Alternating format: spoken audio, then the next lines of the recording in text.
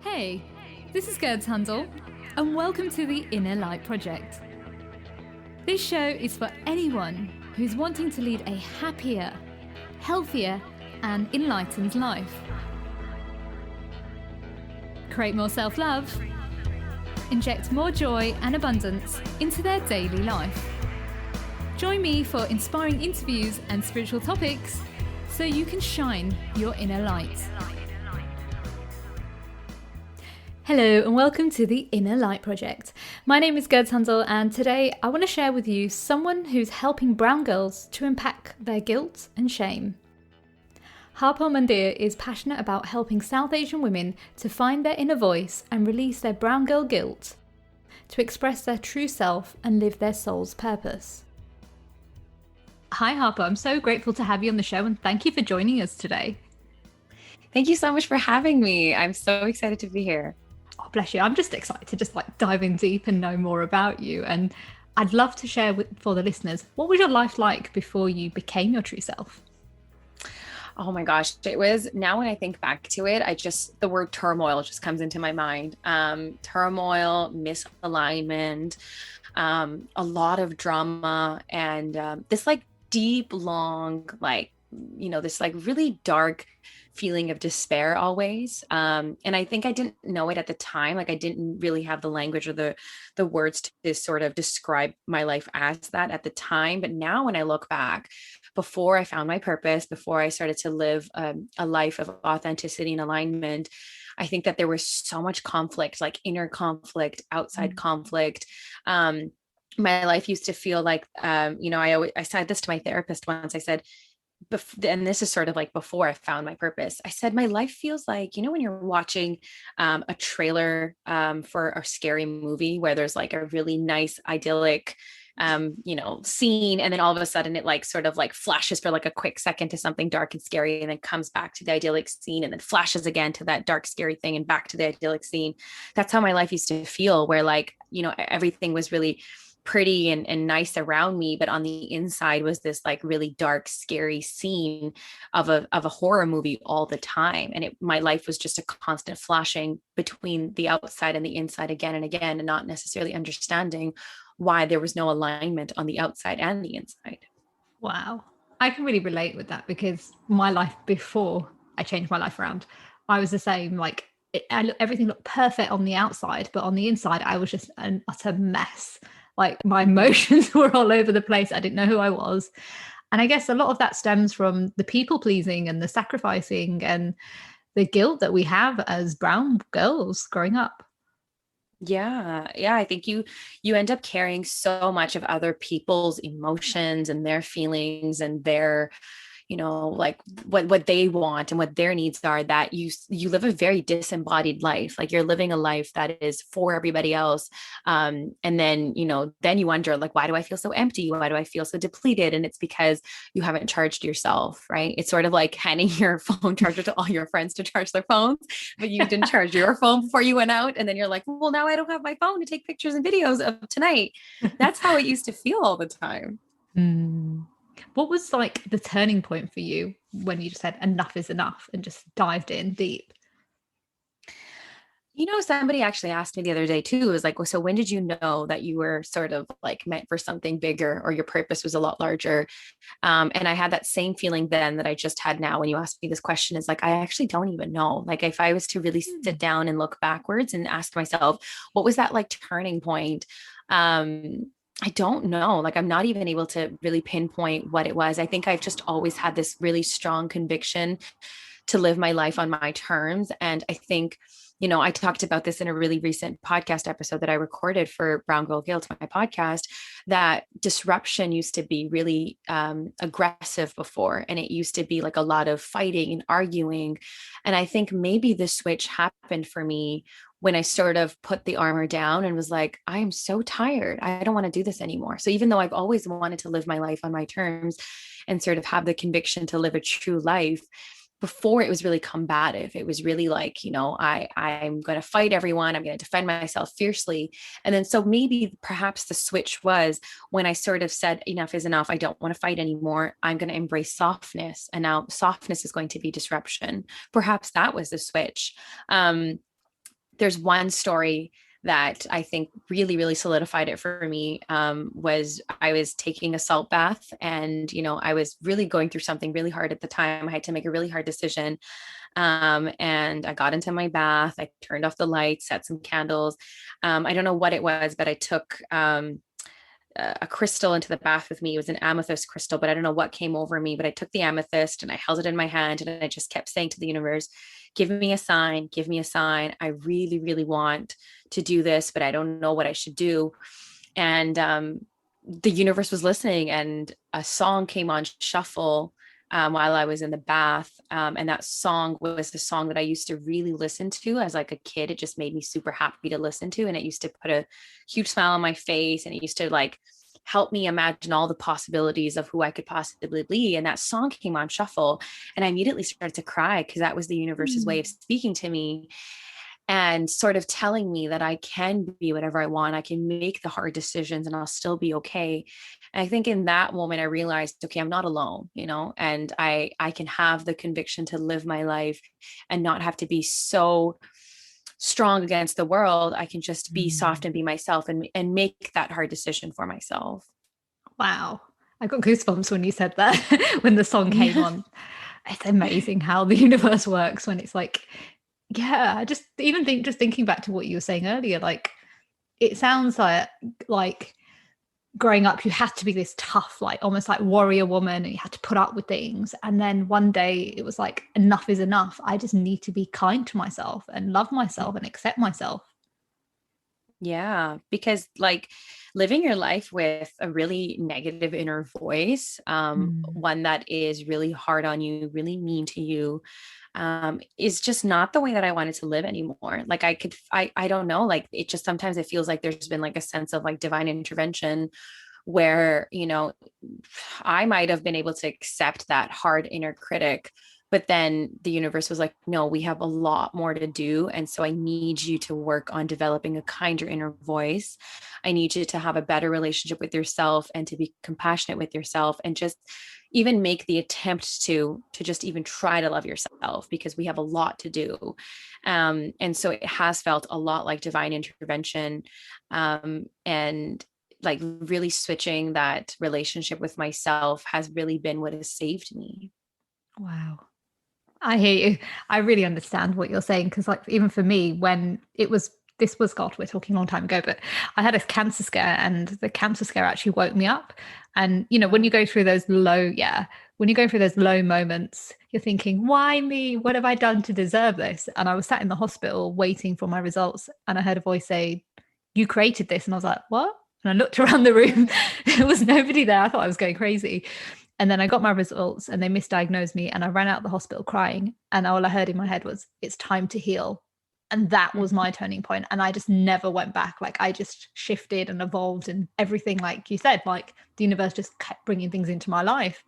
And God, even just thinking back to the old person like that, I don't even know who she is anymore. Yeah.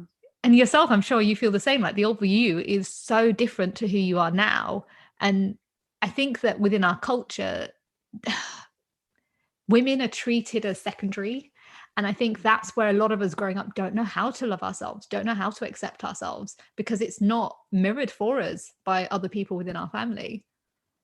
Absolutely not. And I feel like we're also like not, no one's really holding us back, but like there's this general feeling of like, we're not really allowed to change. We're not really allowed to grow, right? Like sometimes when I meet people who used to know that previous version of me, I feel like this like sense of really strong responsibility to like convince them that I've changed, convince them that I'm different now, and be apologetic for who I used to be, and to really be like, no, I'm spiritual now. Like I'm different. But I think like it's because so I saw so many people in my life growing up who were just so fearful of changing and stepping out of the status quo and really embracing what they really wanted and how they wanted their life to go. And it's fair, because the repercussions for those people who really did embrace what they really wanted to be were severe. Like they were outcasted from families, they weren't spoken about. I had a cousin that I didn't even know I had until I was like 10 once, because, they Wow. chose to really live their life on their terms. And we weren't allowed to know who this person was. So I think like there was no examples, like you said, of especially women in my life growing up, who were really choosing themselves. And so, I always say you can't become what you can't see. And so if I wasn't seeing that, there was no way that I could have even attempted to do that. Yeah. It's so true, like what you're saying, because even for me growing up, I don't remember seeing like, well, actually, if I did see, it was a very rare person, very rare female, but she'd be very strong in her energy. But people around her would say that she's bad or she's selfish Right. because she's not conforming to what the Indian culture wants. But looking back, Mm-hmm. you'd think, oh, that's not bad. You shouldn't do that. But actually, looking back now, it's like, no, she was so powerful. Like, that's such an inspiration to be able to just be yourself in the world and not give a shit what anyone thinks.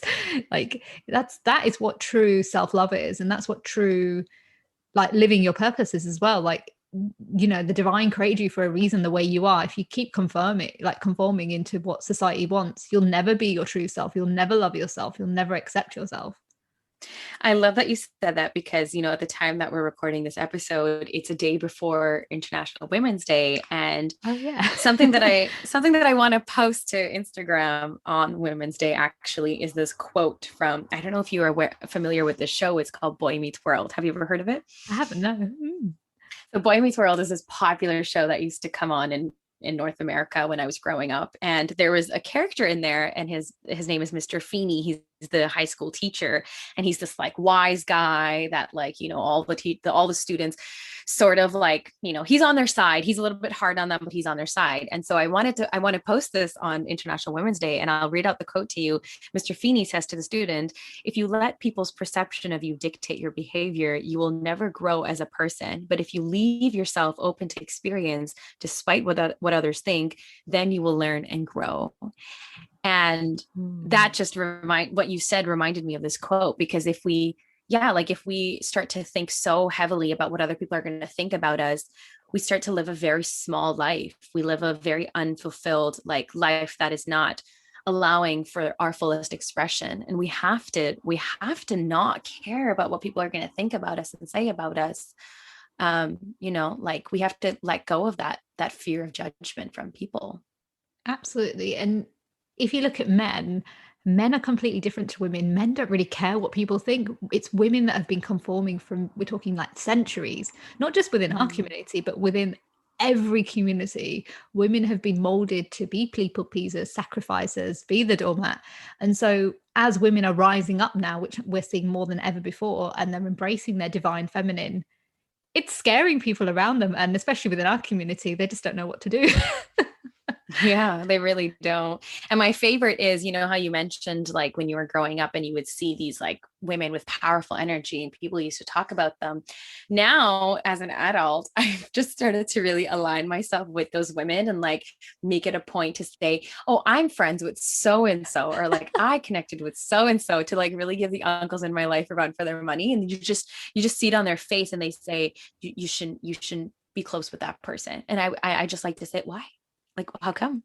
And they have no answers because they don't know how to explain that powerful energy, this divine powerful energy of this woman who is living her life on her own terms actually terrifies them. There's not anything, quote unquote, wrong with this person. They're living a very happy, successful life. But because there's something about the way that they live their life that makes this, uncle in my life uncomfortable, I'm told to stay away from them. But I'm so teet, in Punjabi, we say teet, Yeah. I'm so teet that I align myself very closely with those same women. It's because that's who you're meant to be around, the people who are real, who are authentic, who are going to be honest with you. I think so much within our culture is putting on a good show for the community, right? Like you put on the show of like, oh, you're happy, my family is great, but on the inside, you're like crying inside. If we just had those honest conversations, my God, there would be so many people with more like better mental health and being able to just ask for help and receive it. I think our culture needs to change. I feel like the way women are perceived in our culture needs to change, because actually, if you look at it, they're supposed to be Sikh warrior women within our culture, but we've forgotten about them because we get told, beta, people please. did I do this for me or do that? And you just end up becoming this like mold of what other women have been doing before us. Right. I think what happens is like we have to, I think that the first step is for you to turn your gaze inward and to really ask yourself, okay, what is my relationship with myself like? I always say that like we give people the blueprint for how they're allowed to treat us. And so we teach them how they're allowed to teach us. So if we have to, if we want people to treat us differently, we want to be able to take up space, our rightful space. What I always think is that, I have to sit down, turn around and look at myself and ask myself, okay, what is my relationship with myself? Where am I judging myself? Where am I criticizing myself? Where am I not allowing myself to live authentically and express freely? And I think when I start to ask myself those questions and then I answer them really honestly, then I'm able to identify the gaps in my relationship with myself. And so when I start working on those and then I start taking up my rightful space, that's when I sort of that's when I can not accept disrespect. That's when I can set boundaries, because if I have committed to respecting myself, then how dare somebody else disrespect me?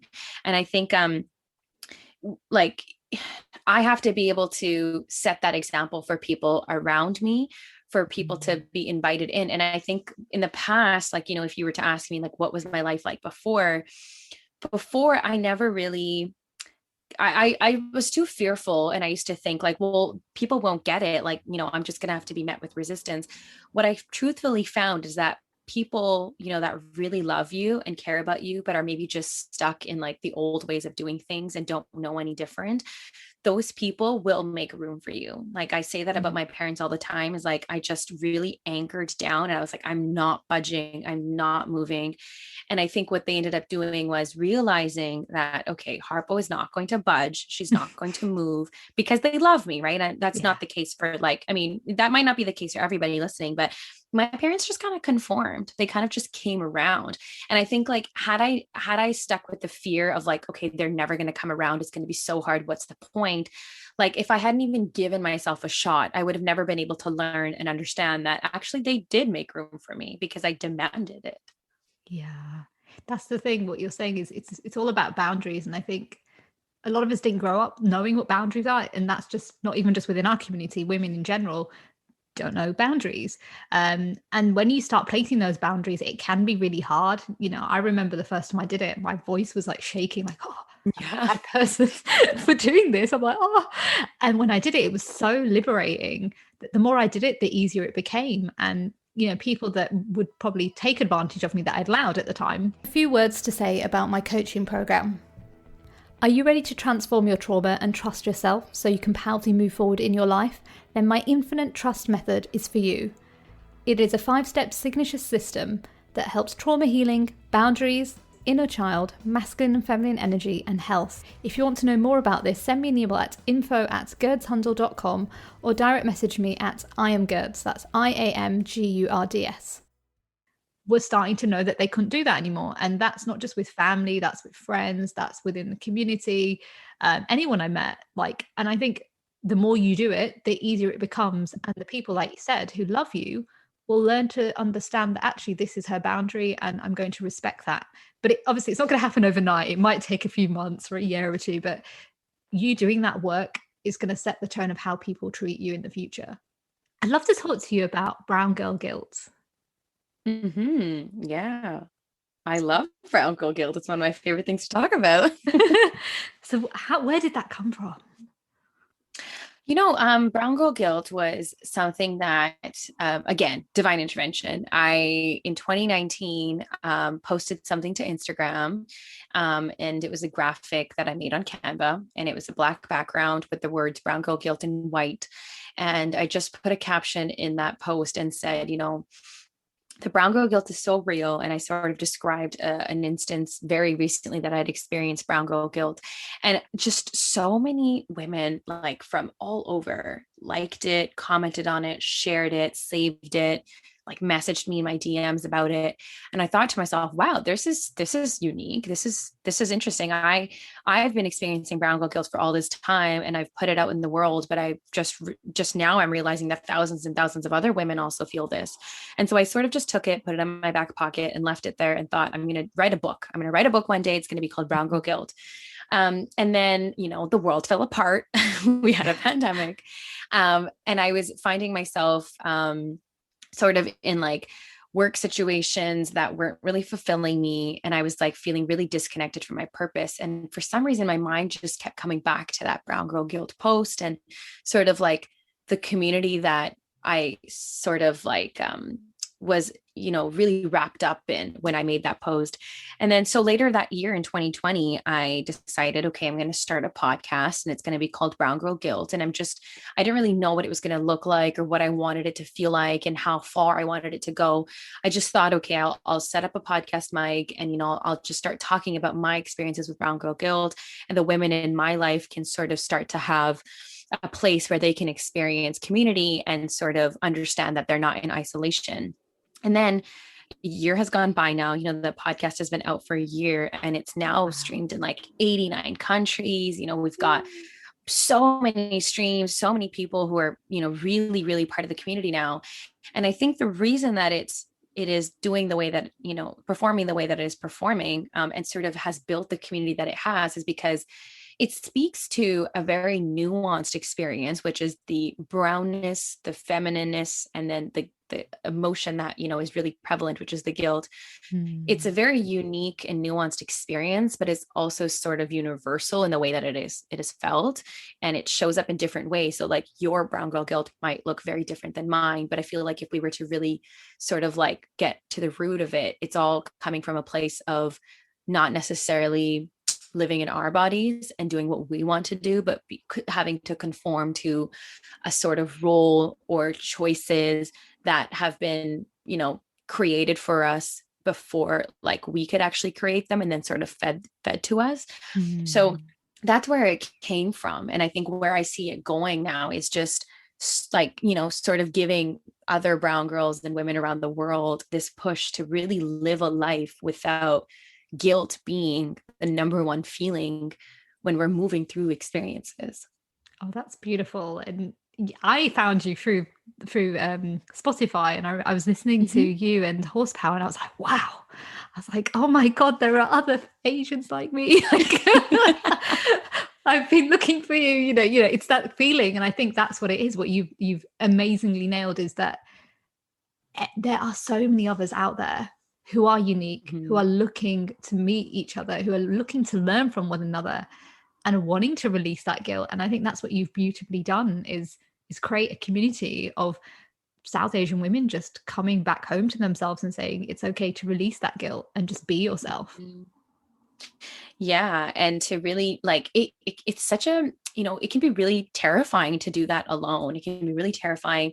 And you might not necessarily have like the idea to get started. You might not even know how to do it, but just having like a voice in your ear that is sort of playing out a lot of those experiences and telling their stories and their experiences with that emotion that really feels hard to let go of, can give you the courage to sort of embark on your own journey, releasing it. You might not be able to release it right away or in the same way that me, Harpo, the podcast host, is doing, but at least it gives you sort of like, a cocoon to sort of try and do that in, right? And my goal is that I'm able to really create community in real time for that to happen in real spaces where we can energetically hold each other, so that we can move through that guilt together. Because again, like it can be a very terrifying and isolating experience to try and do it on your own.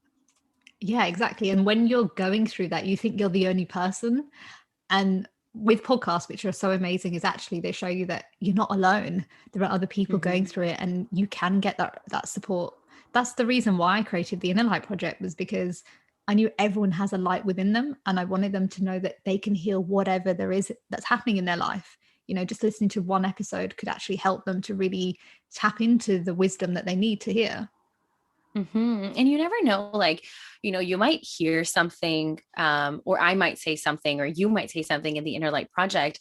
And just that like one word or that one sentence can vastly change the trajectory of somebody's life. Like just that one thing. And it might just be a click, and it might just be something that they needed to hear.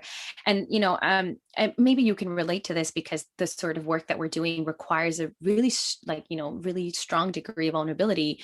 It's really hard. It's been really hard for me in the beginning. It was like, I used to have a lot of vulnerability hangovers where I would release a podcast to the world and maybe I was like crying about my love life on it or something. And then like have vulnerability hangover the next day to be like, oh my God, I can't believe I just cried on the microphone for the entire world to hear. But I think like I've had to really move through it and just embrace my vulnerability as my gift, and the courage that is required to be vulnerable as like my strength. And to really understand that like, okay, I'm doing this because I am meant to do this, and that it's important for me to do it. So like, even though it feels like, yeah, okay, Harpo was just crying about her love life on a podcast episode, but the reaction and the chain, like the domino effect that it has on all the listeners around me is basically what you said, is like, it's helping other women walk themselves back home to themselves. Absolutely. And like vulnerability is so powerful because I understand, like when I first started sharing my story, I actually started doing it on stage. Oh, wow. Yeah, like many years ago. And like, I started off with working with young people and they're like, what's your story? And I was like, I don't have a story. And then they'd ask me and I'd share it and they'd be crying, I'd be crying. And then on stage. And then when I started, I had a radio show many years ago, and that's where it started.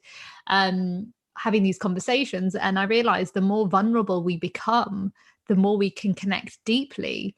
Life is about being vulnerable, because when we are vulnerable, we can connect to each other on a deeper level. You can't connect with somebody when you've got like a false wall in front of you, but when we're vulnerable, that's where the magic happens. Mm-hmm.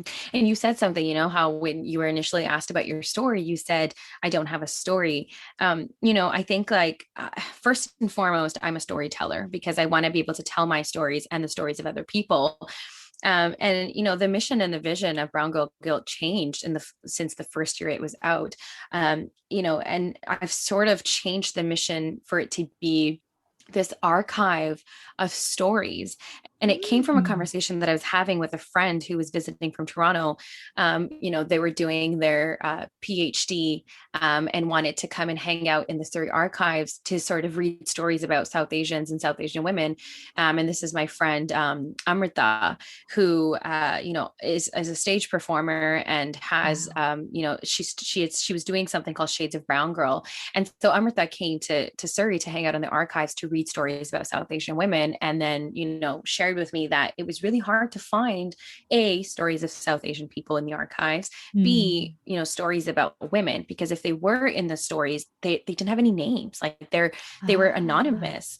And so when I was listening to that conversation, I thought to myself, like, how sad it is that there are all these powerful, beautiful stories of people who we think are ordinary, and then there's stories that we think are ordinary, but they're really actually both extraordinary. And so I thought to myself, how can Brown Girl Guilt be the archive that a PhD student in 10 years or 20 years can sort of Google and find, and then be like, oh, so these are the stories of brown women from 2022. And I think that is what's really sort of shifted my perception of Brown Girl Guilt as well, is that it is a collection of my stories, and it's a collection of other stories of brown women in my life, so that our stories don't go silenced, our experiences don't go silenced. And that, to emphasize that all of us actually have a story, and it's important that we share that story and tell that story. That's beautiful. And it's so true what you said, because when they asked me for my story, I was like, oh, I don't have a story. I realized when I shared my story, actually, we all have stories. But at that time, you don't realize it because you're just going through what you're going through. But yeah, like I love hearing other people's stories. That's why it's so powerful talking to other people, because how are we supposed to connect with someone if we don't know their story? Yeah. And then like to also think that like we are mirrors for one another, right? And I think like when I get messages and DMs from girls all over saying, oh my gosh, I love the podcast, I love what you said, and think of me as separate from them, I always say, well, I am a mirror for you, and I see in you what you see in me. And that is why I've Oh, recorded this episode. And that's why I said what I said. And I think like for us to really understand that it is a reciprocal relationship, like the listener and the, host, it's like we're not separate from one another, and that we do all have stories. And unless we share our stories, we'll never be able to like you said as well, that there's light in all of us, right? And we'll never be yeah. able to really witness that story or that light in the other person at their fullest capacity. Yeah. And like sharing your story is healing. That's how Oh we yeah, heal, right? so much. That's the magic. When we share, we heal. When we heal, we feel, and we're able to deal with it. And so Mhm. just being in that magic of just being able to be vulnerable, which is something our community just really needs to learn. Yeah. Because the more we do that, the more we will have more, love for one another, acceptance for one another, and there'd be less drama, if I'm honest. Yeah, absolutely. We would be able to meet other people with compassion, and we would, and that would be because we're meeting ourselves with compassion and we're creating Mm. space for our stories, right? Yeah. Wow, we're coming towards the end of the show. It's gone really fast. um, that was really quick. Yeah. What are your 5 top tips for someone who wants to be their true self, but they don't really know where to start? Ooh, okay. Top 5 tips. The first one I would say is trust. I think you have to really trust that what you want for yourself is, viable, and that you are deserving of what you want. I think like you really have to trust yourself and trust the universe to sort of hold you, whether it's in that incubation period or whether it's in like the expression period. Just trust is really important. Um, and then to like really consider yourself worthy and deserving of all that you want. I think you cannot have what you want without this idea of deservingness. And that's what manifestation is for me, is like manifesting isn't writing down a list of things that I want, but it's doing the work on myself to really bring in what it is that I want, right? So I would say to really consider yourself deserving and work on your relationship with yourself. And I would say to like speak to yourself really kindly, right? Like to really sit with that voice and ask yourself, what does this voice inside my head really sound like? And is it helpful? Is it detrimental? How can I change it? And if I could change it, what would I want it to sound like? Because for me, for the longest time, my inner voice was incredibly harsh and cruel. And how sad it is to live an entire life with a voice in your head that is really hard. And I mean, that voice still exists in my head till this day, but it's a lot smaller than it used to be. It used to be in command a lot before, but now it's really calmed down. And I would say, like, it's a radical act of self-love to allow people in. I think sometimes we think that we have to do things on our own, and that we have to be hyper independent. And I know that comes from me being, the eldest daughter in a brown household, that like I have to do everything on my own. I have to figure it out on my own. But it's a radical act of self-love to really allow people in, and to build the world that you want to build with a community that shares the same values as you. It's really, really a beautiful act of love for yourself and your community to allow people in. And I don't know if that was 3 or 4, but I think that the last thing that I would say is that you can really be anything that you want to be. So that song that came on when I was in the bathtub, is a song by Mumford and Sons, titled "Wilder Mind." And in the song, the line is, "You can be every little thing you want nobody to know." And that to me is just so, it's an embodiment of whatever I'm doing, which is that like I can actually be whatever I want, and it doesn't have to be tied down in restrictions and shackles and limitations, whether those are mine or somebody else's. I can actually be whatever I want to be. And that can change multiple times throughout my life. It can change multiple times throughout the day. But I can really be whatever it is that I want to be. So those are my top 5 tips for embracing yourself and being your fullest express, like fullest authentic expression. Love it. And what are you most grateful for? Um, my Mm. breath. I'm most grateful for my breath. It's amazing what 3 deep breaths from my belly can do for my entire nervous system, and for the management of my body. So I'm most grateful for my breath because it's the one thing that is constant and consistent and I can keep coming back to. Yeah, that's what I'm most grateful for. And what shines your inner light? Community.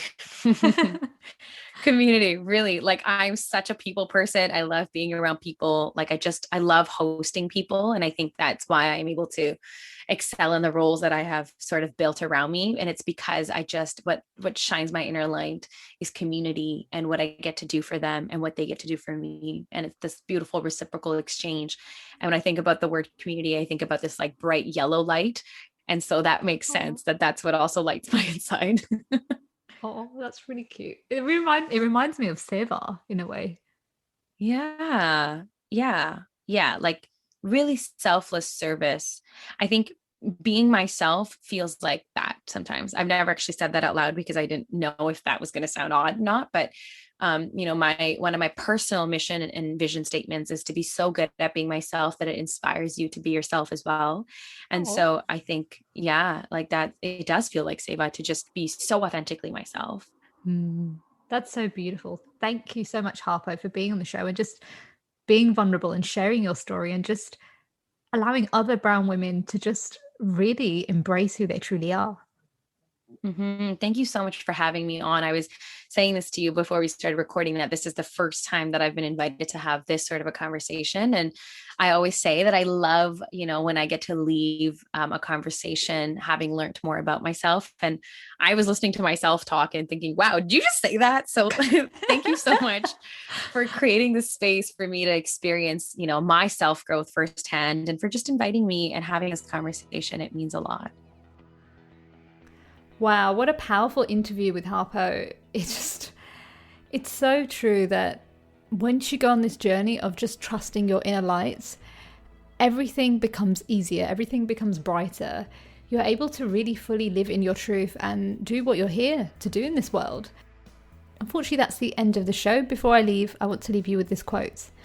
In a society that says put yourself last, self-love and self-acceptance are most revolutionary. That's a quote by Brené Brown. Take care, my sisters. For more information about the show or how to trust your inner light, visit my new coaching program at gerdshandel.com.